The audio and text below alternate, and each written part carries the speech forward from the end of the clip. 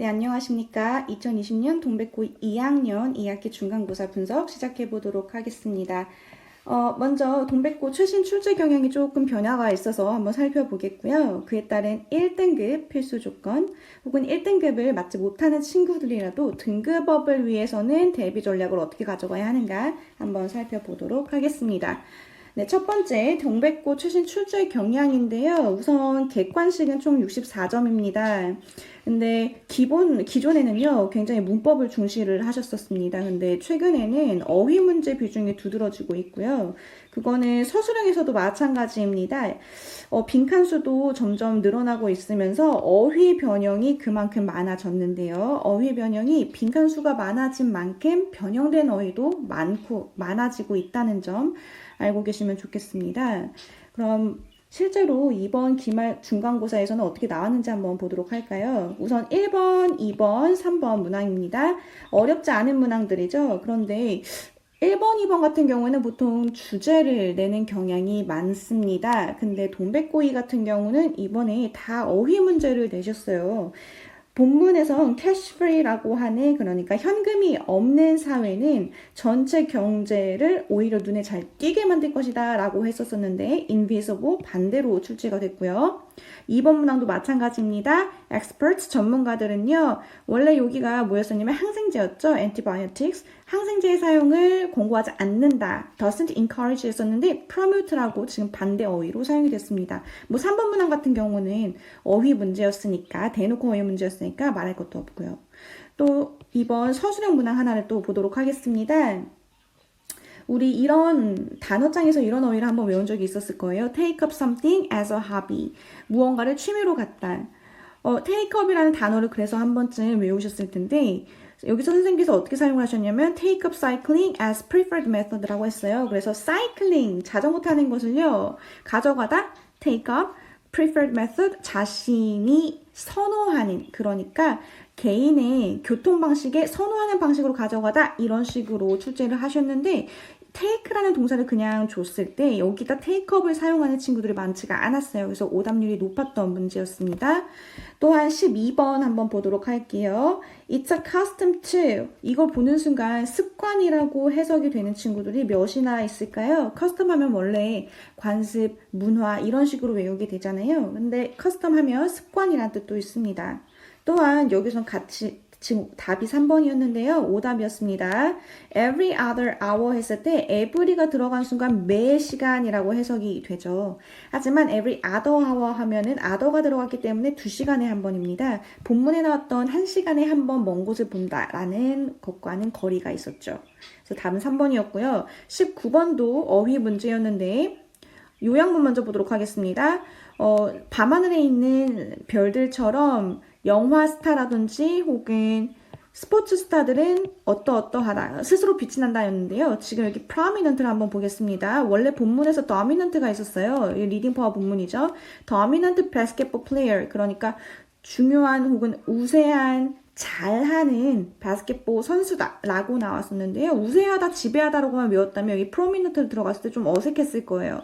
그런데 밤하늘의 별들처럼 두드러진다, 스스로 다른 사람들의 관심을 낀다라는 문항으로 고르셨어야 했는데, 두드러지다, 눈에 띄다 라는 뜻을 몰랐다면 4번을 고르기가 어렵겠죠. draw attention은 비교적 쉬운 단어였습니다. 또 1번에서 disdain, 무시하다라는 동사가 나왔는데 고2 학년들이 보통 알기에는 조금 어려운 어휘였습니다. 그래도 여기가 쉬운 어휘였기 때문에 4번 고르셨으면 됐고요. 기본적으로 어휘가 굉장히 많이 출제됐다는 것을 보실 수 있습니다. 물론 문법도 많아요. 근데 동백고에서 가장 두드러진 특징은 이처럼 어휘라든지 혹은 문법이라든지 모두 다 굉장히 미시적으로 출제된다는 것입니다. 거시적으로 주제를 많이 물어보거나 한다기보다는 미시적으로 출제가 되고 있고요. 2번, 그러면 1등급을 맞으려면 필수 조건이 어떻게 되는가? 시험 범위가 굉장히 다양합니다. Listen and speak 혹은 교과서 본문, 또 선생님이 주시는 프린트물, further reading, 또 모의고사, 또 리딩 파워 EBS 부교재, 총 5가지인데요. 이 5가지 모두 정확하게 암기를 가져가셔야 합니다. 그냥 암기를 한다는 게 아니라 관사 혹은 분사 그거 하나라도 왜 거기 위치하고 있는지 정확하게 이해를 하면서 암기를 가져가셔야 하겠고요.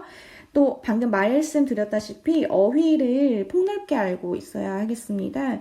그냥 폭넓게 알고 있는 단어만 뜻만 알고 있는 것이 아니라 능동적으로 활용을 해주셔야 하는데 능동적으로 본인이 빈칸에다가 쓸 줄 알아야 된다는 얘기가 되겠죠. 방금 말씀드렸던 것처럼 take up A as a hobby라든지 또 저번 시험 범위에서는 a series of라는 것을 사용하셨었는데 원래 본문에서는 다양한이라고 나왔었어요. 근데 a series of 1년의 그러니까 여러 개가 아니라는 말이죠. 하나가 아니라는 말이죠. 그래서 1년의라는 단어로 어휘를 바꿔서 출제했던 적도 있었습니다. 그럼 1등급이 아니라도 등급업을 하고 싶다면 어떻게 해야 될까요? 지금 팡세에서는요, 전문 모의고사를 보고 있습니다. 모든 고2 학생들을 자체적으로 그냥 동일하게 보는 것이 아니라 동백 고2 학생들을 타겟팅해서 모의고사를 따로 보고 있는데요.